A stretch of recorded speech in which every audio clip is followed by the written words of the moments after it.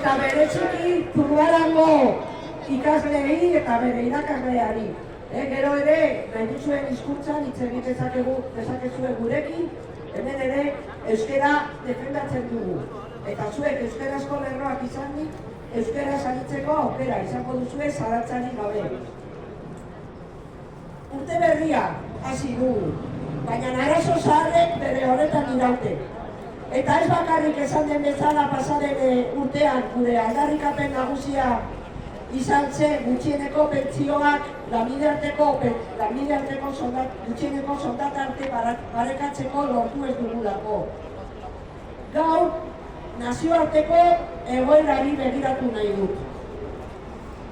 Oso egoera kezkagarria dugu. Aurrera baino, atzera egiteko arriskua dugu. Orain arte lortutakoa esgaltzeko borrokan jarraitu beharko dugu. Vivimos una situación internacional donde las guerras, los conflictos a gran escala, las agresiones a la naturaleza, los retrocesos democráticos y sociales y las desigualdades aumentan por doquier, impulsadas por los intereses de las élites económicas, políticas y militares. Durante todo el año pasado nos hemos movilizado para denunciar el genocidio de Palestina. Y también hemos denunciado las múltiples guerras y la carrera armamentística actual, con un incremento imparable de los gastos militares en los presupuestos públicos. Europar Batasuna, bere segurtasuna aitzakiaz, berarmatzen ari da, eta horretarako gastu militarra gero eta handiagoa da. 2025an, Europar Batasuneko estatuek defentsak egin zuten gastuak 11% igo zen aurreko urtearekiko. Eta 2020tik 5 urtetan bikoiztu baino gehiago egin da gastu militarra. Y claro, cuando se incrementa el gasto militar hasta el 5% del PIB, como quieren hacerlo en Europa, se hacen recortes en las inversiones para atender a las necesidades sociales, como está ocurriendo en Europa, por ejemplo, con el sistema público de pensiones. Pero esto no pasa solo en Europa, lo sabemos muy bien. El año se ha iniciado con nuevos ataques, invasiones, secuestros y amenazas de Estados Unidos que no parecen tener fin. Y pasa también aquí, en Euskal Herria y en el Estado español. No somos ajenas y ajenos a esa carrera armamentística. El gobierno español sigue incrementando el gasto militar y en 2025 incrementó un 45% ese gasto y alcanzó el 2% del PIB. Y hoy Pedro Sánchez inicia una ronda con los partidos del Congreso, salvo Vox, para presentarles su propuesta de enviar soldados a Ucrania si se firma un acuerdo de paz. Les llama tropas de paz. Bastante contradictorio. Eta Euskal Herrian ez daukagu armadarik estatuan ez garelako, baina bereziki EAE armagintzako enpresa ugari daude, hainbeste hildakoak ondorioztatzen dituzten gerretatik etekin handiak ateratzen ari direnak. Hildo horretatik, aipamen berezia merezi du EAEko 2026ko aurrekontuen onarpen prozesuan gertaturikoa.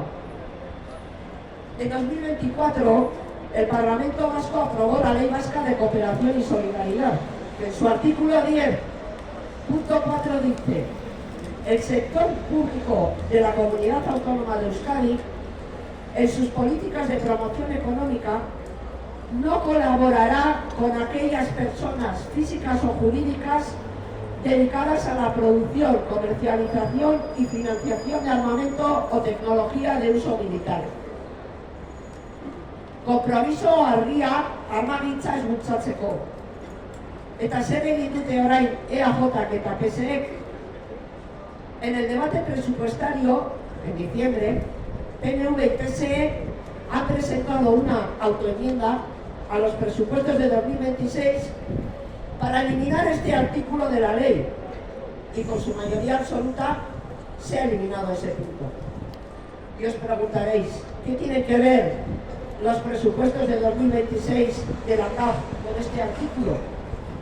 Bueno, pues que de esta forma el gobierno vasco ha abierto la puerta a que la industria armamentística vasca acceda a 325 millones de euros del Fondo Europeo de Defensa destinados a proyectos de doble uso militar.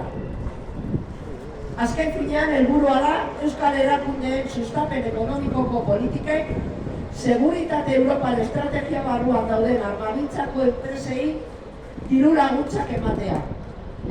Orain arte derekatuta zegoen.